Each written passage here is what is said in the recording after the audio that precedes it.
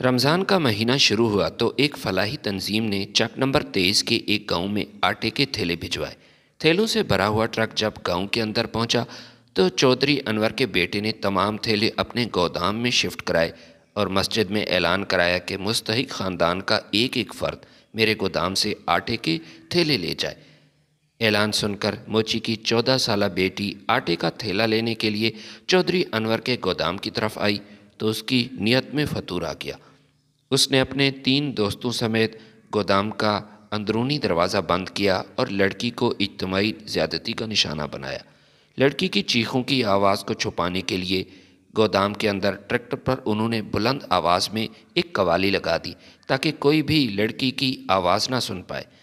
गोदाम के बाहर लोगों की लंबी कतार मौजूद थी जो मुस्तहिक थे, लेकिन गोदाम का दरवाज़ा बंद था और ट्रैक्टर पर म्यूज़िक भी चल रहा था।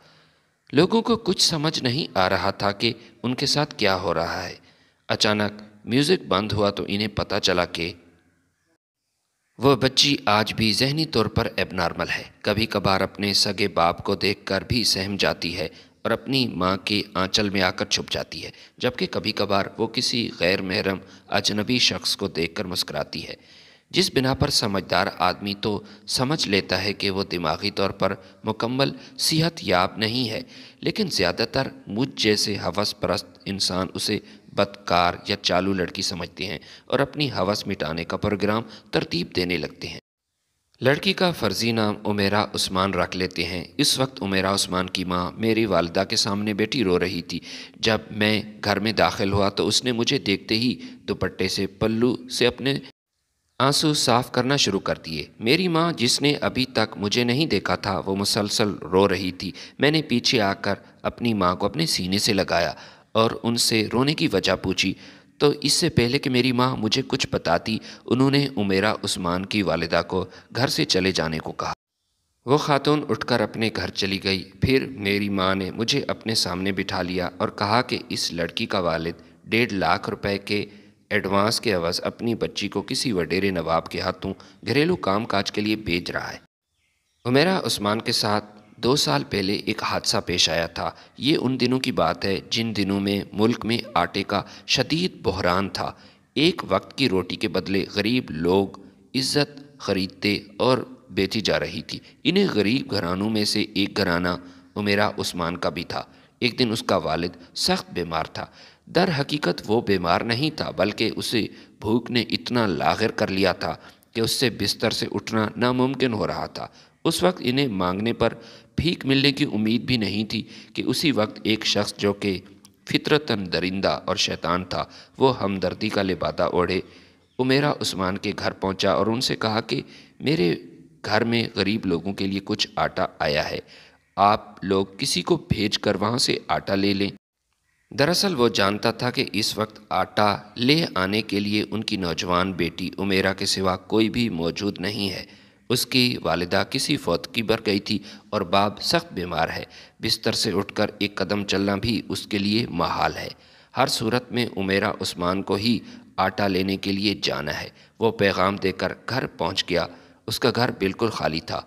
कुछ ही देर में उमेरा उस्मान भी पहुंच गई। चौधरी अनवर का बेटा शुरू से ही उमेरा पर नज़र रखे हुए था, लेकिन वो मौके की तलाश में था। उसे कोई अच्छा मौका नहीं मिल रहा था कि वो लड़की उसके चुंगल में फंस जाए। वो काफ़ी दिनों से मंसूबा बना रहा था, मगर फलाही तंजीम की तरफ से आने वाले भरे ट्रक जब गांव के अंदर दाखिल हुआ तो अचानक उसके दिमाग में शैतानी तरकीब आई। वैसे तो कहा जाता है कि शैतान रमज़ान के महीने में कैद कर लिया जाता है, मगर अफसोस कि अनवर जैसा शैतान रमज़ान के मुक़द्दस महीने में भी अपने शैतानी फेल से बाज ना आ सका। उमेरा उस्मान के पहुँचते उसने घर का बैरूनी दरवाज़ा बंद किया। उसके दोस्तों ने उमेरा उस्मान के मुंह पर हाथ रख लिया, उसे अपने कमरे में ले गए। 3 दोस्त मिलकर लगातार 6 घंटे तक उस गरीब और मासूम बच्ची की इज्जत को तार तार करते रहे। लड़की की चीखों को छुपाने के लिए उन्होंने गोदाम के अंदर खड़े ट्रैक्टर पर बुलंद आवाज़ में म्यूज़िक लगा दिया ताकि कोई शख्स उस लड़की की आवाज़ ना सुन पाए और किसी को शक ना हो। कई घंटे तक वो लड़की की इज्जत के साथ खेलते रहे, मगर चौधरी के घर के बाहर लोगों की कतार लगी हुई थी। ये सब غربت افلاس کے مارے لوگ تھے جن کو صرف ایک وقت کا کھانا نصیب ہوتا تھا، اور مفت آٹے کا اعلان سن کر تمام لوگ چودھری کی حویلی کی طرف بھاگ کھڑے ہوئے تھے، مگر وہ حیران تھے کہ دروازہ اندر سے بند تھا اور گھر کے اندر مسلسل میوزک چل رہا تھا۔ باپ کے لیے خود وہاں تک چلے جانا ممکن نہیں تھا۔ اس نے اپنی سب سے چھوٹی بیٹی کو پیچھے بھیجا تو اس کی بیٹی کو وہاں کھلونا دے کر بٹھا لیا گیا، اور وہ کھلونے کے ساتھ کھیلتی رہی۔ اندر اس کی بہن کی عزت لٹتی رہی، یہاں تک کہ جب سب نے دو دو تین تین بار اپنی ہوس مٹا لی تو اس غریب لڑکی کو اس کی بہن کے ساتھ اس کے گھر بھیج دیا۔ اس کے گھر پہنچتے ساتھ ہی اس کی والدہ بھی پہنچ گئی۔ اس نے گھر پہنچتے ہی اپنی ساری کہانی اپنے والدین کو سنا دی۔ گھر میں کوہرام مچ گیا، بات سارے گاؤں میں پھیل گئی۔ سب لوگوں کی ہمدردی تو اس غریب بچی کے ساتھ تھی، مگر سب لوگ کھڑے اس وڈیرے کے بیٹے کے ساتھ تھے۔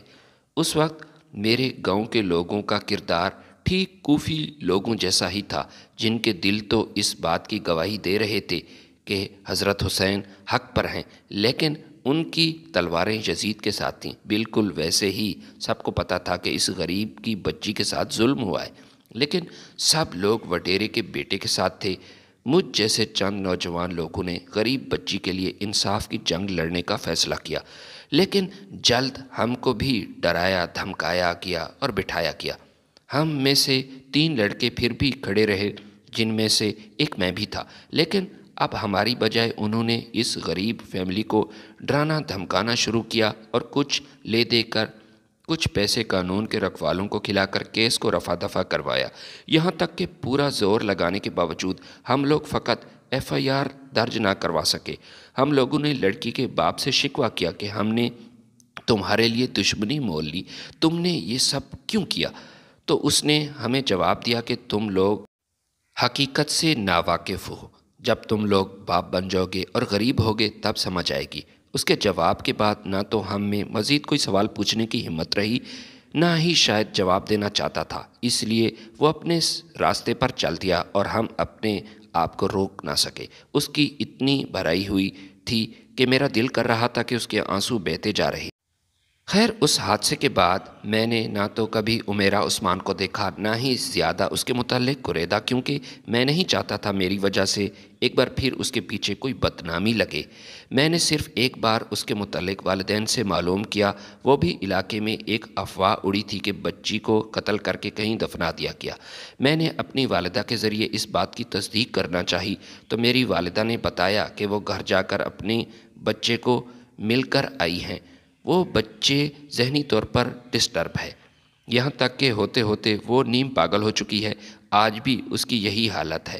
چند دن پہلے کی بات ہے کہ ایک فقیر کے پیچھے چلتی ہوئی جا رہی تھی۔ کسی سمجھدار شخص نے اس بچی کو دیکھ لیا، جو اس بچی کی دماغی حالت سے اچھی طرح واقف تھا۔ اس فوراً بچی سے پوچھا کہ کہاں جا رہی ہو؟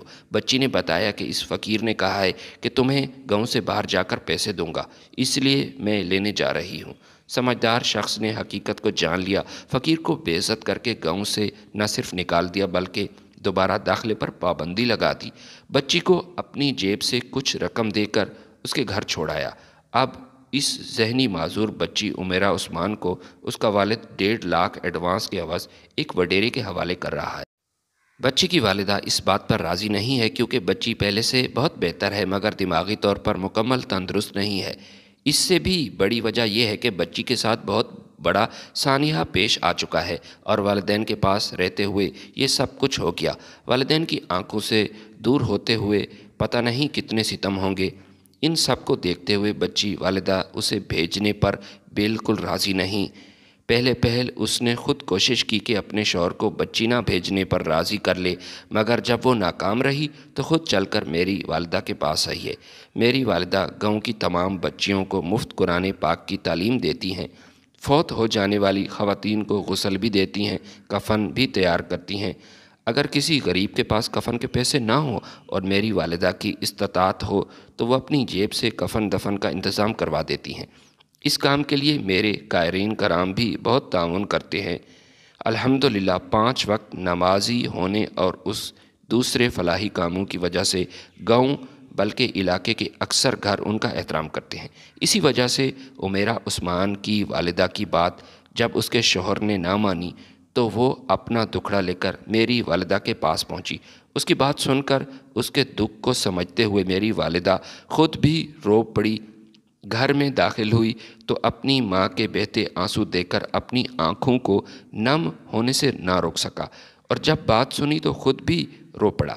والدہ صاحبہ کے حکم کے مطابق جب میں نے عمیرہ عثمان کے والد کو سمجھانے کے لیے بلایا اور پوچھا کہ وہ اپنی بیٹی پر بیتے ظلم بھول گیا جو دوبارہ یہ ظلم کر رہا ہے، میری بات سن کر عمیرہ عثمان کا والد جواب دینے ہی والا تھا کہ اس کے آنسو بہنے لگے۔ میں نے اسے گلے لگا کر تسلی دی۔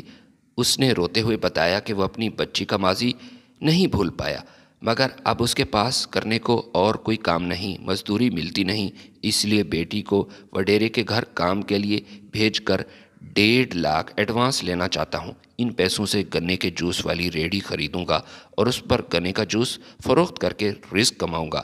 بچی 2 سال تک کام کر کے قرض اتار دے گی تو پھر اس کی شادی کروا دوں گا۔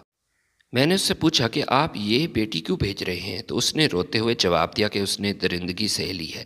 مجھے پتا میری بچی میرے پاس محفوظ نہیں تو مجھ سے دور کیسے محفوظ ہوگی، مگر میں مجبور ہوں اس لیے اسے بھیج رہا ہوں۔ اگر دوسری کو بھیجا تو خدا نخواستہ وہ اسے بھی پاگل کر دیں گے۔ عمیر کا والد اپنی بات مکمل کر کے ایک بار پھر رونے لگا۔ میں نے اسے تسلی دی اور اسے 1 ہفتے کا وقت مانگا کہ 1 ہفتے تک بچی کے عوض پیسے نہ لے، میں کوشش کر کے تمہیں گنے کے جوس والی ریڑھی لگوا دیتا ہوں۔ اس نے مجھ سے وعدہ کیا اور چلا گیا۔ اب میں عمیرہ کے والد سے وعدہ تو لے چکا تھا، لیکن میرے پاس پیسے نہیں تھے۔ میں اپنی بیوی کے پاس آیا اور اس سے کہا کہ مجھے تمہاری مدد کی ضرورت ہے۔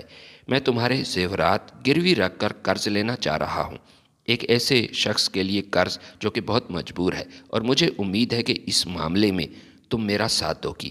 جب میں نے بیوی کو ساری کہانی بتائی تو اس نے میرا ساتھ دینے کا فیصلہ کیا اور اپنے زیورات میرے حوالے کیے۔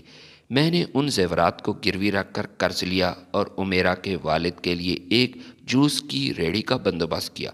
گنے کے جوس کی ریڑھی کو دیکھ کر عمیرہ کے والد کی آنکھوں میں جو چمک میں نے محسوس کی وہ میں الفاظ میں بیان نہیں کر سکتا۔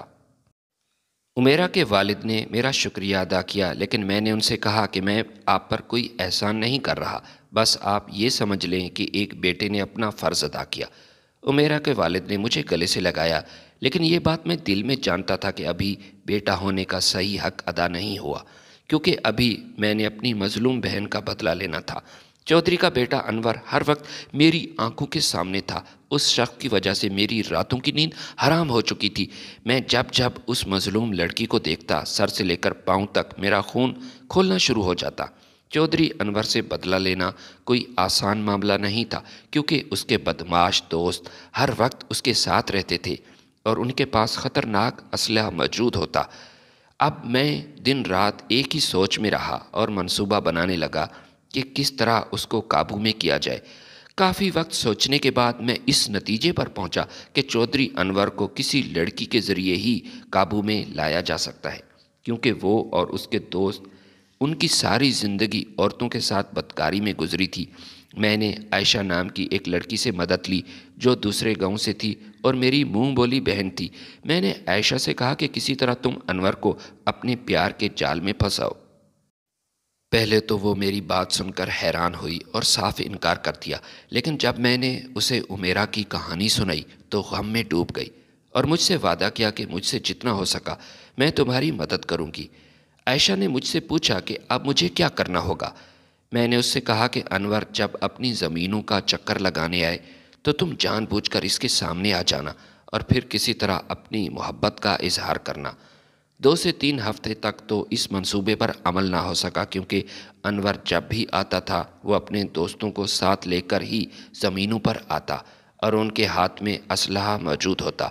ان حالات کو دیکھتے ہوئے میں عائشہ کو ان جانوروں کے سامنے نہیں لا سکتا تھا، کیونکہ اس کی عزت کو بھی خطرہ تھا۔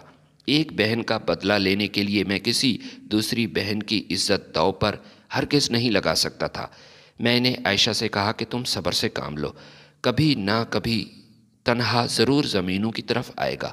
تقریباً 1 مہینے بعد انور اکیلا اپنی جیپ پر آیا تو عائشہ اس کے سامنے آ گئی۔ عائشہ نے اپنی محبت کا اظہار کیا تو انور دل ہی دل میں بہت خوش ہوا۔ عائشہ نے اسے اپنا نمبر دیا اور اسی طرح فون پر باتوں کا نیا سلسلہ جاری رہا، اور انور پوری طرح عائشہ کی محبت میں گرفتار ہو چکا تھا۔ وہ بار بار عائشہ سے یہی کہہ رہا تھا کہ میں تجھ سے اکیلے میں ملنا چاہتا ہوں، مگر عائشہ نے صاف الفاظ میں کہہ دیا تھا کہ مجھے تمہارے دوستوں سے بہت خوف آتا ہے۔ اگر تم مجھ سے ملنا چاہتے ہو تو بغیر اسلحے کے اور اپنے دوستوں کے بغیر میرے پاس آنا۔ عائشہ نے ویڈیو کال کے ذریعے اس بات کی پوری طرح تصدیق کی کہ انور اکیلا اس سے ملنے کے لیے آ رہا ہے اور اس کے پاس کوئی ہتھیار وغیرہ موجود نہیں۔ رات 10 بجے عائشہ نے اسے پرانے کھنڈرات کے پیچھے بلایا تھا۔ انور نے چہل قدمی کے بہانے رات کو چلنا شروع کیا۔ 20 سے 25 منٹ پیدل چلنے کے بعد وہ کھنڈرات میں جا پہنچا۔ وہ یہ دیکھ کر بہت خوش ہوا کہ عائشہ وہاں کھڑی تھی، اس کا انتظار کر رہی ہے، مگر عائشہ کے پیچھے جب میں اس کے سامنے آیا تو اس کے چہرے کا رنگ بدل گیا۔ یہ انور کی زندگی کی آخری رات تھی۔ میں نے پورے کا پورا پسٹل اس پر خالی کیا، عائشہ کو اس کے گھر چھوڑا، پھر خود اس علاقے سے فرار ہو گیا۔ مجھے اس گاؤں سے فرار ہوئے 2 ماہ گزر چکے ہیں، مگر ابھی تک پولیس یہ جاننے میں ناکام ہوئی کہ انور کو کس نے مارا تھا۔ میں اس لحاظ سے بہت پرسکون تھا کہ پولیس کا شک عائشہ پر نہ کیا اور اس کو کسی قسم کی پریشانی کا سامنا نہ کرنا پڑا۔ باقی رہا میں تو مجھے اس بات کا خوف نہیں کہ میرے ساتھ کیا ہوگا، کیونکہ انور کو مارنے سے پہلے مجھے رات کو نیند نہیں آتی تھی، مگر اب میں کافی پرسکون ہوں۔ ایک ایسے شخص کو ٹھکانے لگا چکا ہوں جو کئی غریب عورتوں کی زندگی برباد کر چکا تھا۔